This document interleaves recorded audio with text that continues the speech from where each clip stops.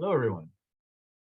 So, we are going to continue our series regarding the transition from the Articles of Confederation to the Constitution. We had addressed how the Articles of Confederation had some major problems, did have some success, but their major problems are going to lead to Constitution solution. And we're going to now get into some context of how we get to this Constitutional Convention. So let's start with the little video here by NBC Learn. The Revolutionary War was a glorious triumph for the young republic, but in its aftermath, the country descended into conflicts between the states. It soon became clear that a new constitution would be needed to balance the power of the federal government with the states. There's really a lot of internal conflict, and men like Washington and Hamilton, John Jay and James Madison and Benjamin Franklin and Robert Morris of Pennsylvania, they look at this and they say, this country is going to fall to pieces. Here we've waged this 8-year war. We don't think the country will last 8 years. If it continues on the path it's on, of competition, rivalry, bickering, social anarchy, that is law and order, people who are not obeying the laws. These statesmen concluded that the central government, as envisioned in the Articles of the Confederation, was too weak to govern the states. It's clear that men like Washington, whose patriotism could not be challenged, really thought the country was in crisis. And so they begin to organize support for the idea that the central government needs to be empowered. And so these men thought long and hard about it, and they said, we have got to do something about it. The great organizer of this was Alexander Hamilton. He's the great strategist. Alexander Hamilton was a young New York lawyer who had served under George Washington during the American Revolution.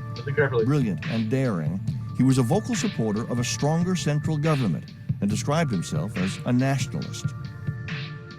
Hamilton helped organize a series of meetings in Maryland and Virginia, including one at Washington's home at Mount Vernon, to discuss methods of reform. Finally, in 1786, delegates from 5 states gathered in Annapolis, Maryland. And they finally persuade the Confederation government to let them meet in a convention where they will suggest amendments to the Constitution, because the Articles of Confederation are, after all, the first Constitution of the United States of America. Forget that. They go to Philadelphia. In May of 1787, delegates from all of the 13 states except Rhode Island met at Philadelphia's Independence Hall to discuss revising the Articles of Confederation. The Constitutional Convention was finally underway. So now we have this context of how we got to the Constitution Convention. It's always interesting how is the Constitution even legal? Because according to the Articles of Confederation, if you want to change it, if you want to amend the Articles of Confederation, it's got to be unanimous. Rhode Island, little old Rhode Island says, nope, not going. Nope, I know what's happening. I know what's happening. I see the writing on the wall here. So if Rhode Island is not showing up and they don't agree with this new constitution that's about to be created, are we living in an illegal government? We don't need to worry about that. I'm sure everybody's sitting there like, no, it's cool, no, Constitution, legit. Yeah, I mean, you know, in hindsight, it worked out. We don't have to worry about it. Nothing bad happened. Okay, sure. Okay, so yeah, 55 delegates do show up. Yeah, all white males, mostly wealthy, professionals, slave owners. All right, got George Washington. He's going to be the president of the Constitutional Convention. We got Benjamin Franklin for good old credibility. He's not going to do too much, but he's there for legitimacy, credibility to the Constitutional Convention. You've got James Madison. He is going to be taking notes. And Alexander the Man Hamilton, of course. We got a whole bunch of other people that are going to make some history, but also this is not going to be easy. We have to understand that all of these delegates that show up have unique perspectives, unique points of view, unique interests, represent different communities from the different states, except Rhode Island. And yeah, this is not going to be unanimous. All of these delegates don't walk into Independence Hall and pretty much say like, whatever we decide, whatever we come up with, we're all in agreement, right? From that's it. No. There are going to be arguments. There are going to be debates. There are going to be compromises. There are going to be those that will even leave Philadelphia in disgust, not wanting to participate any further. There are going to be those that, when it comes to the end point, they will not be happy with the result. There'll be those that will celebrate. Also, by the way, we're not going to celebrate too much because this is in secret, so shh, don't tell anyone. Close the windows. I know, it's summer. I know, it's going to get hot in this one. Maybe that's what kind of added to the frustration and some anger. They decided to keep it secret, not talk to the press. Oh, that's the other thing. I mean, really, you're gonna change the government illegally and do it in secret? Is this democracy? But we won't get into that, right? Because remember, you said it. It worked out. It's fine. Jimmy, don't worry about it. Let's look at, by the way, one debate here. Let's check this out. We have the Constitutional Convention debate. Here's a resolution being proposed. That the members of the first branch of the national legislature, they're talking about the lower house, ought to be elected by the people of the several states. Ooh, direct election of the House. Interesting. Let's see what Mr. Roger Sherman from Connecticut has to say. He opposed it. It should be the state legislature to choose. Interesting. The people, according to Mr. Sherman, should have little to do when it comes to the government, and they're liable to be misled. Really, Mr. Sherman? Interesting perspective you have on the people. Mr. Elbridge Gerry, that's right, it's Gary, not Jerry, right, from Massachusetts. Look at this quote. The evils we experience flow from the excess of democracy. Ooh, we all know what the word democracy means, right? Power of the people. People do not want virtue, but are the dupes of pretended patriots. What? Sherman and Gary, what's with the perspective on the people here? Whoa. In Massachusetts, it has been fully confirmed by experience that they are daily misled into the most baneful measures and opinions by the false reports circulated by designing men. I'm going to guess that he's probably referencing Shays' Rebellion. And if you recall from the last video, that Paul Jogger was pretty much, he was advocating on the majority of the people. That is the people that, these common people, these Western farmers, the farmers, right? The non-elites, they should be in charge. They're the majority. Maybe Mr. Gary has a point here. It would seem to be the maximum democracy is the star of the public service. Ooh. Interesting points that Mr. Gary and Mr. Sherman have about how this house, this chamber, this institution, when it comes to the legislative branch, has been chosen. Let's look at Mr. George Mason from Virginia, large state. Argued strongly for the election of the large branch by the people. Go on, Mr. Mason. It was to be the grand depository of the democratic principle of the government, to be our House of Commons. Wow, democratic principle. Hey, isn't this what the revolution was about? Hey, when it comes down to it, I think, what is Mr. Mason arguing here? Right? He's saying like, hey, people have to have a say. They gotta have a voice. He continues. It ought to know and sympathize with every part of the community, and ought therefore to be taken not only from different parts of the whole republic, but also from different districts of the larger members of it. What an interesting point. And if you've taken government, and if you are familiar, that sounds like Federalist 10, if you ask me. Federalist 10, right?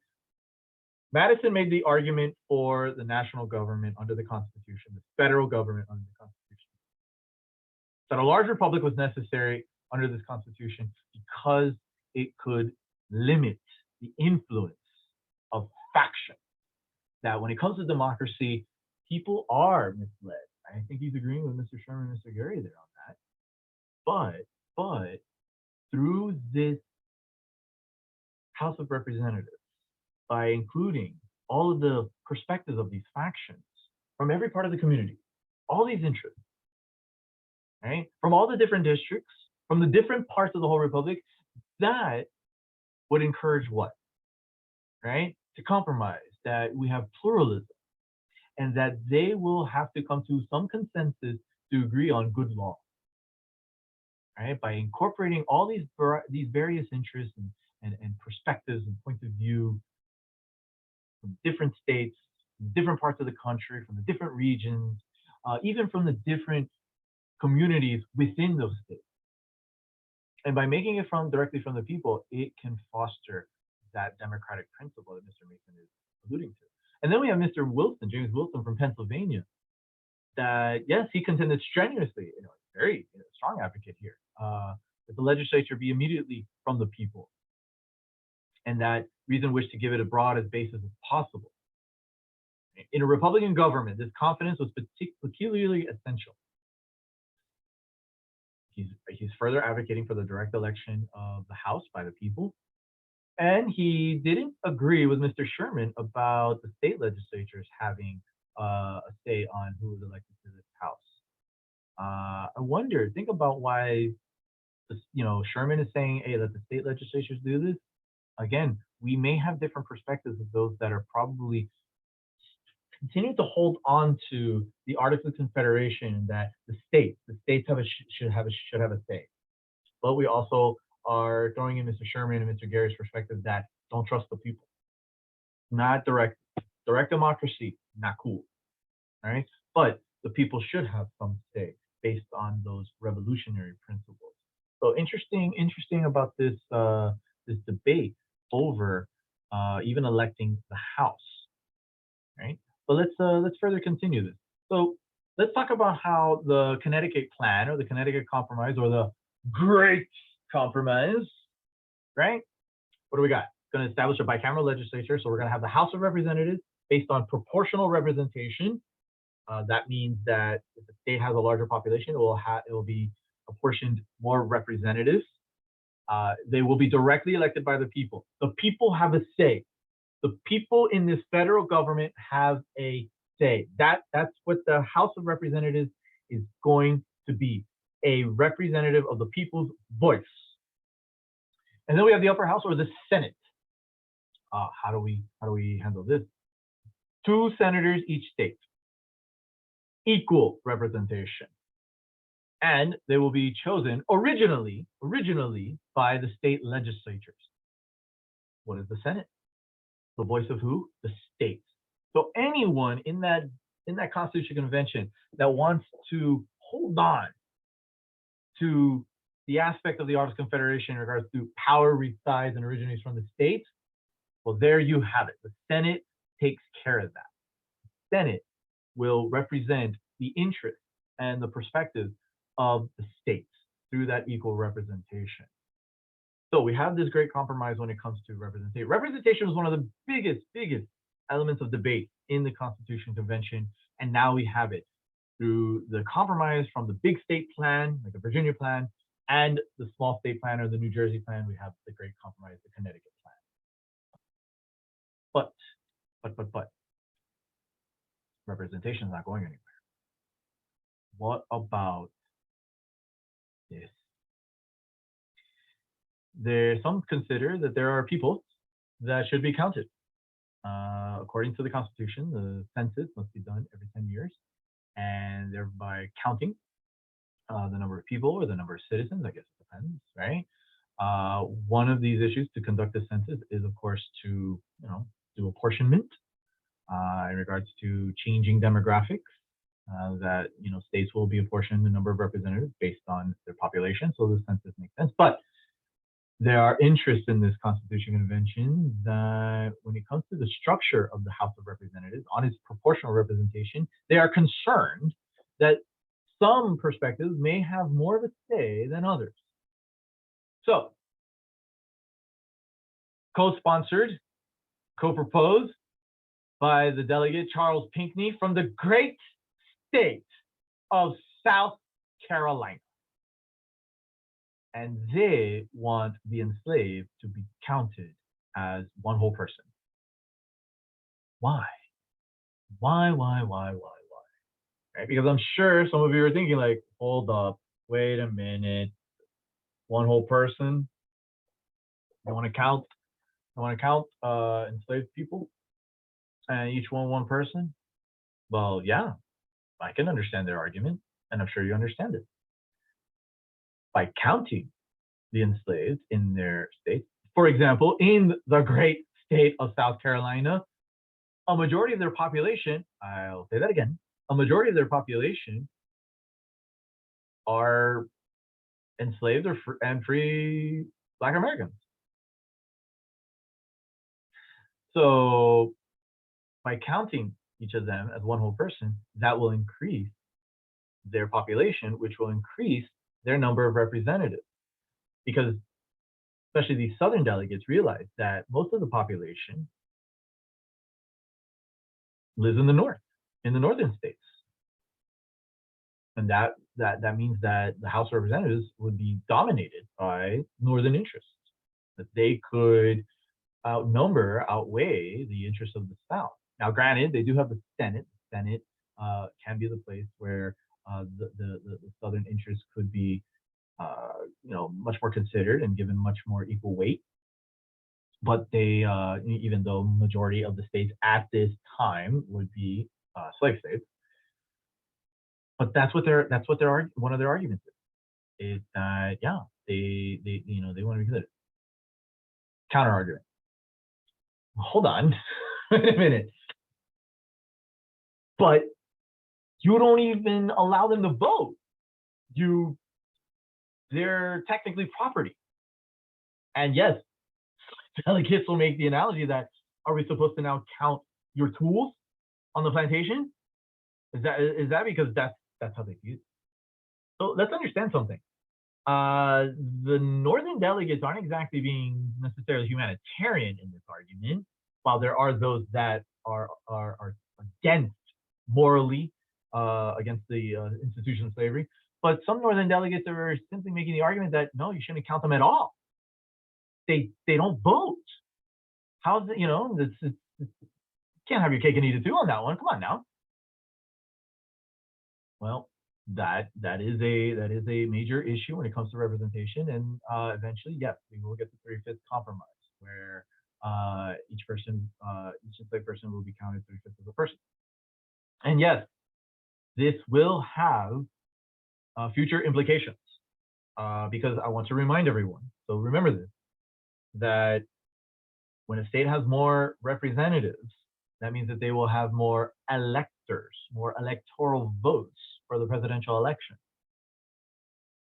Think about it. All right, remember that fact. We continue.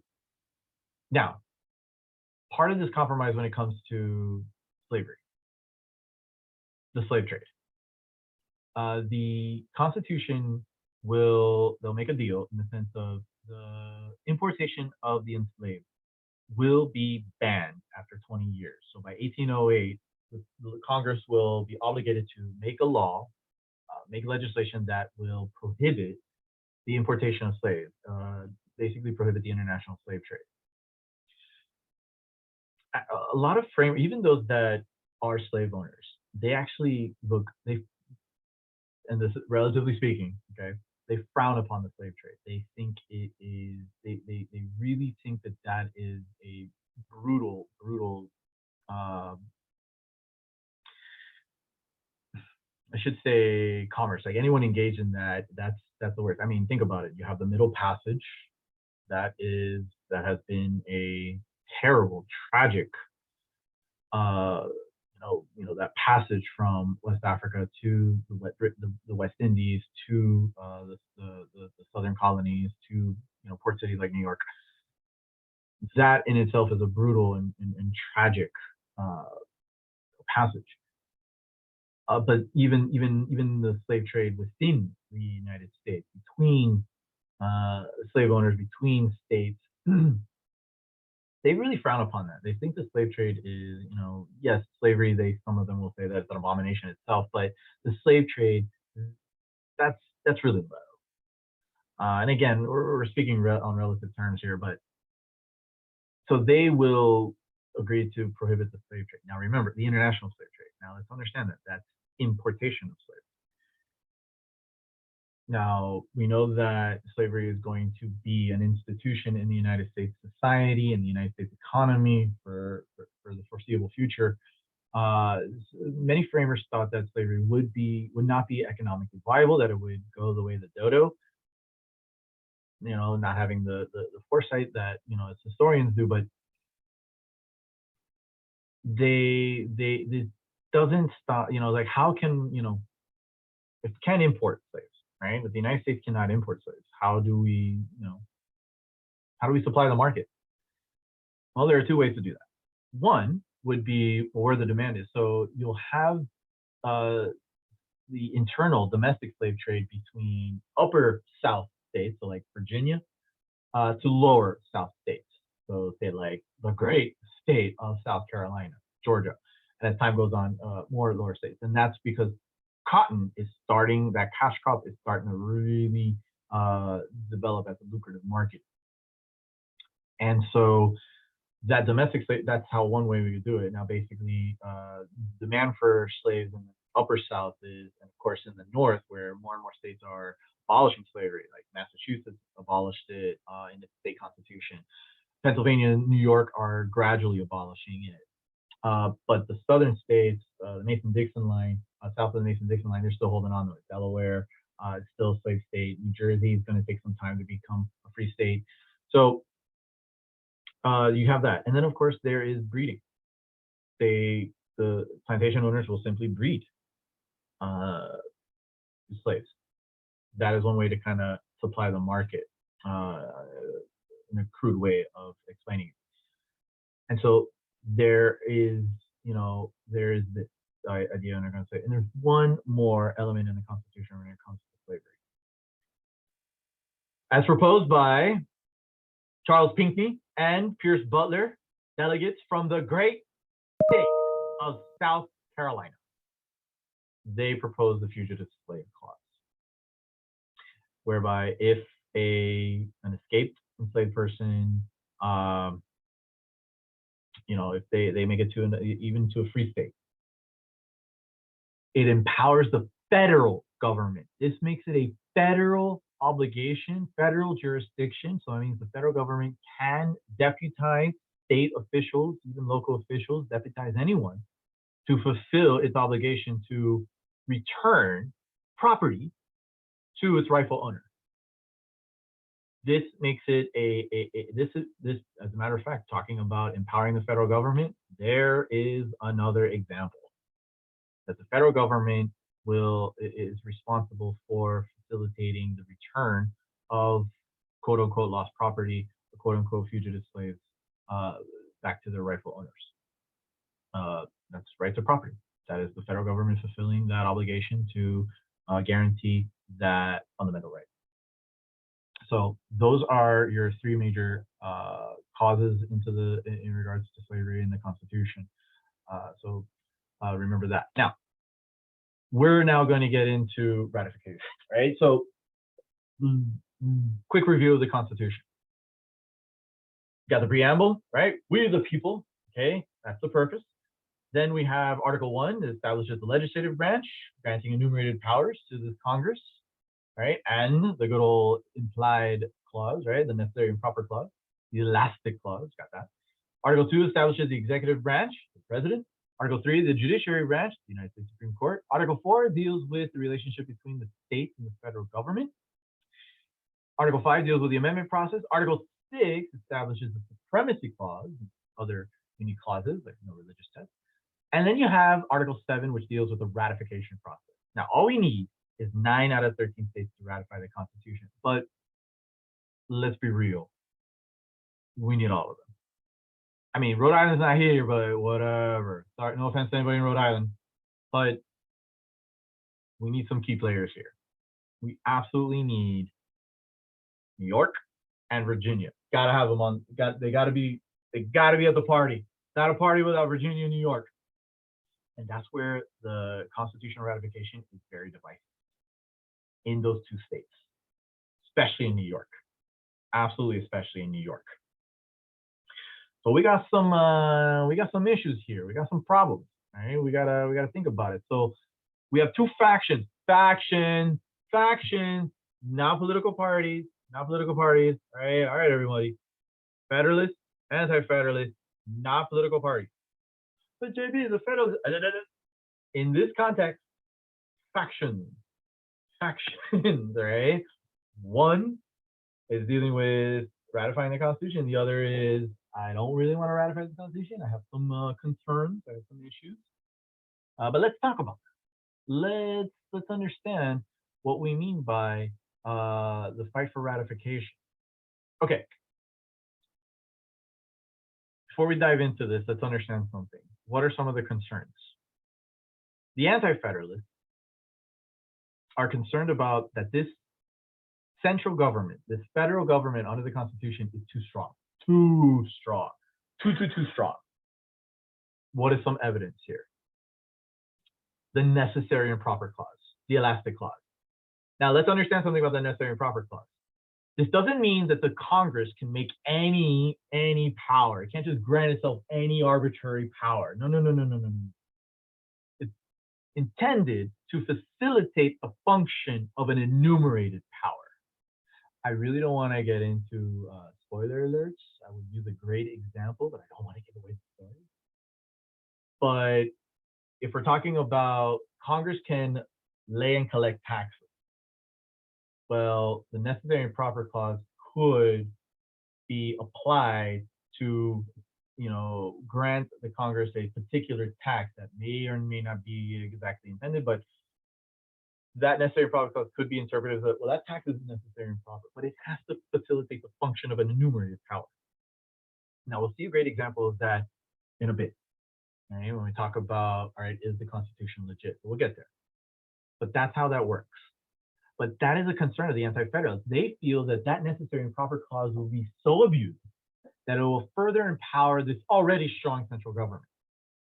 And then Article 6, the supremacy clause, that every law made by this federal government, all laws, all treaties, all these policies, all these regulations, anything created, enacted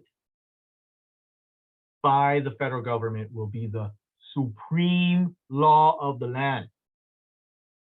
That means it supersedes all other laws, especially all state laws.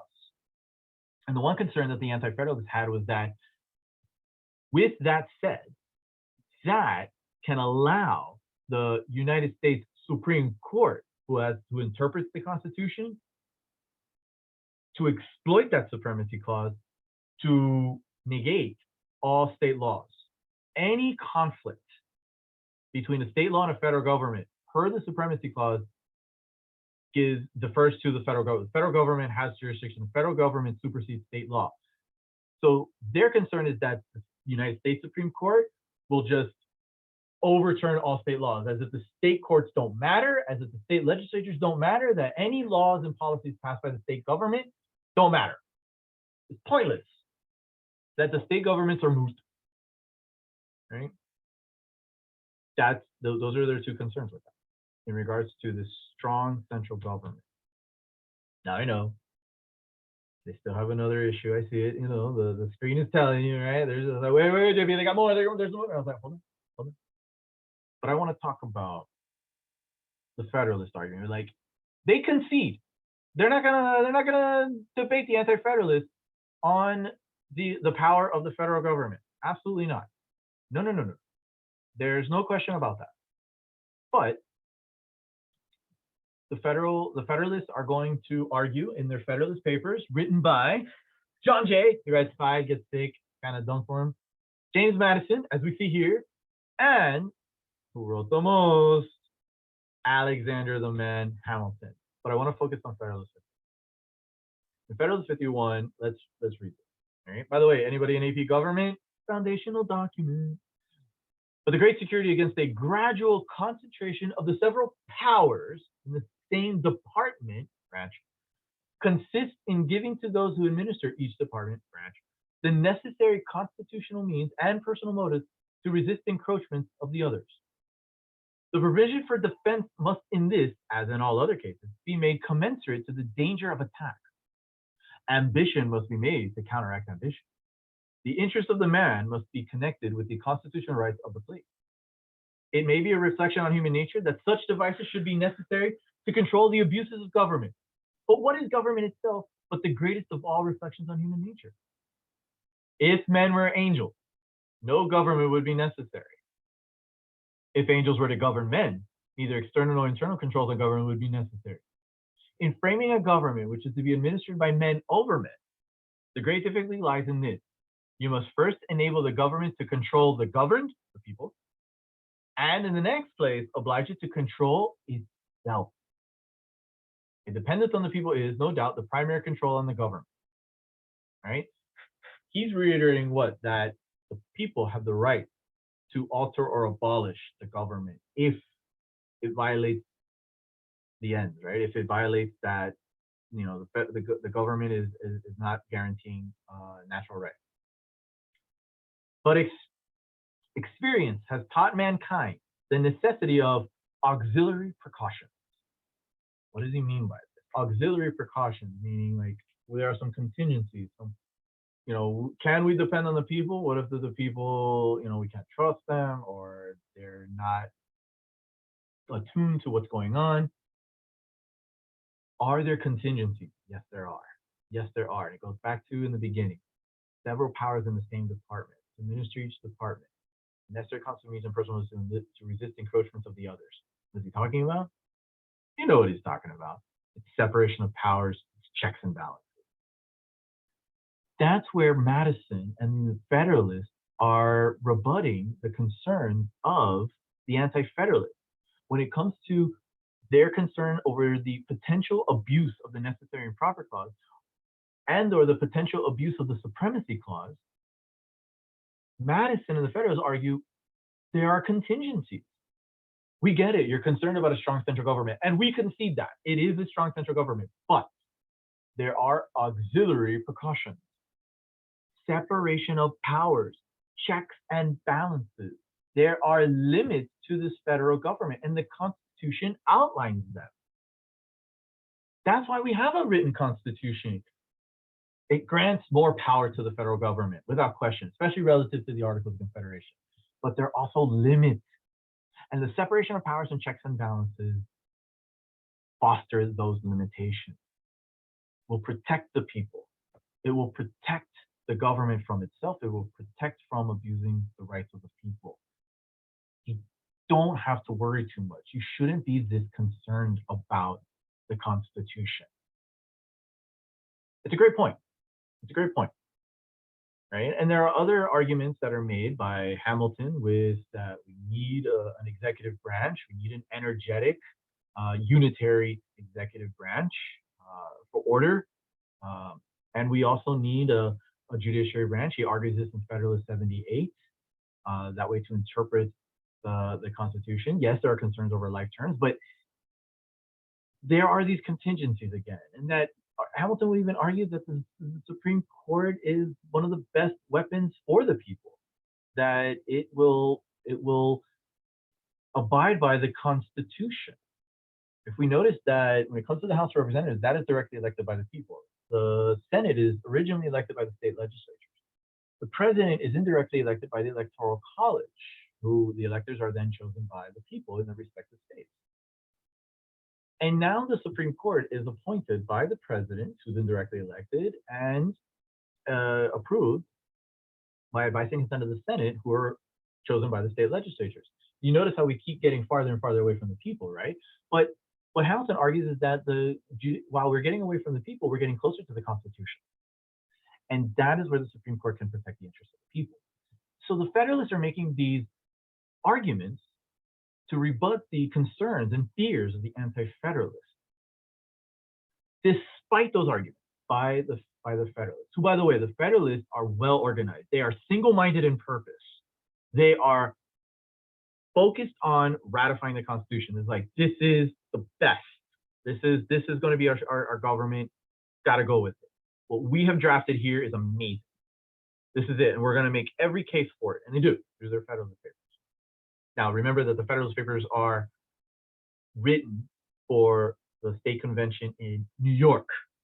That's where the fight is. That's where the major argument and debates are in regards to ratification. And we need New York on. Remember, got to have New York on there.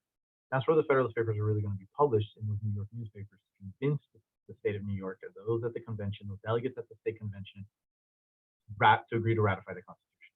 That's where it is. But how do we get it? How do we? I mean, eventually, yes, there are going to be these concerns, and this is where we can bring up Brutus II. And so this is an anti-federalist paper. All right. This principle, which seems so evidently founded in the reason and nature of things, is confirmed by universal experience. Those who have governed have been found in all ages ever acted to enlarge their powers and abridge the public liberty. So they're using history here to be like, hey, when somebody's in power, all they want is more power, and they're going to do whatever they want with that power. This has induced the people in all countries, where any sense of freedom remains, to fix barriers against the encroachments of their rulers. Yeah, right. Like a Magna Carta, you see the mention of the country from which we have derived our origin, Britain, is an eminent example of this. Their Magna Charta and Bill of Rights have long been the boast as well as the security of that nation. And he'd say, no more. I presume to an American then that this principle is a fundamental one in all the constitutions of our own states. There is not one of them but what is either founded on a declaration or Bill of Rights, or has certain express reservation of rights interwoven in the body of them. We talked about that in the previous videos, that state constitutions follow a typical outline of a preamble, the purpose, and a declaration of rights along with a frame of government. That declaration of rights, that's in there. And here, Brutus II is saying, where's the Bill of Rights? Where are the Declaration of Rights in this Constitution? From this, it appears that at a time when the pulse of liberty beat high, when an appeal was made to the people to form a constitution for the government of themselves, it was their universal sense that such declarations should make a part of their frames of government. It is therefore the more astonishing that this grand security to the rights of the people is not to be found in this Constitution. They want a Bill of Rights in this Constitution.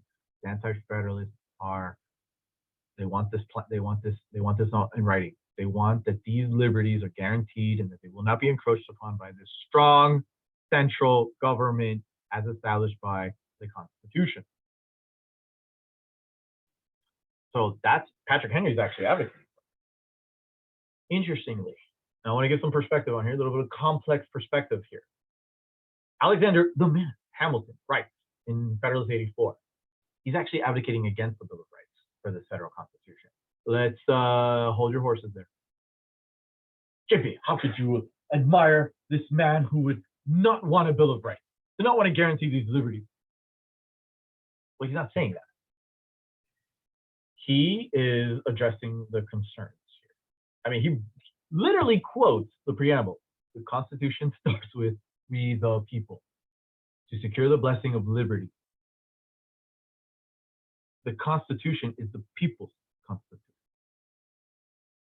It's where the power originates from. The people made this. And there are contingencies and protections in this Constitution. There are. Without the Bill of Rights, are there protections for the individual? Yes, there are. Yes, there are. Congress cannot pass a bill of attainder, meaning they cannot arbitrarily declare anyone guilty. Why? Because Article 3 quotes that each person is entitled to a right to trial, a trial by jury. Everyone's entitled to that. That's in Article 3. No ex post facto laws. That's Article 1. Article 1, Section 9. Right? There are no suspension of habeas corpus unless there's an insurrection or invasion. That means that each person needs to be, the government is responsible to inform each person of the charges made to them when they are arrested and detained. Now, unless there's an insurrection where they can declare martial law and they can hold you indefinitely, but no, Congress has to, Congress cannot just simply suspend it for any sake. And no, each individual is protected in the sense that they must be informed of the charges against them. There are these protections. Now, here's the other problem that Hamilton has with trying to throw in a Bill of Rights. Actually, you have a point here. They would contain various exceptions to powers which are not granted, and on this very account would afford a colorful pretext to claim more than were granted. He's against it because if you list them, then this is telling the federal government, this is all you have. And he's also concerned that, you know what else is going to happen? That the federal government will then interpret the degree of those protections in the sense that free speech, to a degree, according to us, as we interpret it. You want this in there, you're asking for trouble. The Federalists also make the point that, why are you so concerned about a Bill of Rights in the federal constitution? Your rights are protected by what? Your state constitutions, who have declared. It goes back to Brutus too, who admitted that, right? Hey, the state constitutions have a declaration of rights, why not the Constitution? The federals are like, exactly. You are protected. The rights are protected by the state. They're there. They're guaranteed. You don't need to do this. But we all know that that's the condition. The condition is the anti-federal. If you want to get some of these New York delegates to sign on, promise a Bill of Rights, and so the anti-federalists are not as organized as the federalists. The anti-federalists come from very, different perspectives on the Constitution. Some of them want to return back to Articles of Federation. Like, nope, going back, nope, erase the Constitution, Articles of Federation. That's legit law. That's what. Let's just operate under that. Okay, but that didn't really work out very well. But some are like, let's just amend the Articles of Confederation and make some changes. Yeah, come on, we can get, they were okay with, a lot of the delegates were like, yeah, an executive branch, let's add that. Hey, a judicial branch, yeah, let's add that. All right, some powers, but this is going a little too far.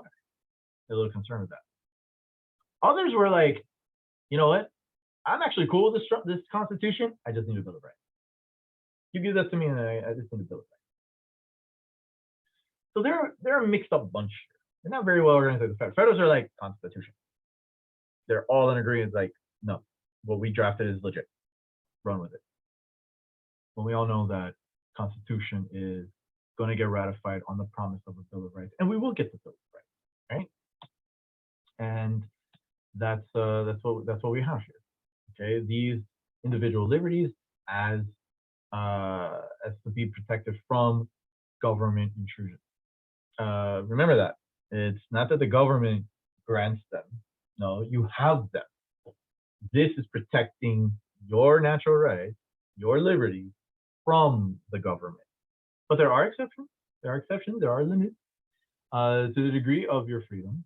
Okay, but make sure that you get this. So there we have it. Here is the Constitution. And we have a Bill of Rights available to all Americans. Right? Now we have to ask ourselves, is it going to work? The Articles of Confederation failed. We weren't really cool with being under a bridge, so we fought a whole revolution on that. But is this going to work? Is this going to work? How are we gonna handle this aspect? All right. That will be in our next video in this series regarding test of the Constitution through the Washington administration. And we'll get into the first political party and how the interpretation of the Constitution will form these political factions between Hamilton and Thomas Jefferson. All right, everybody. I'll see you then.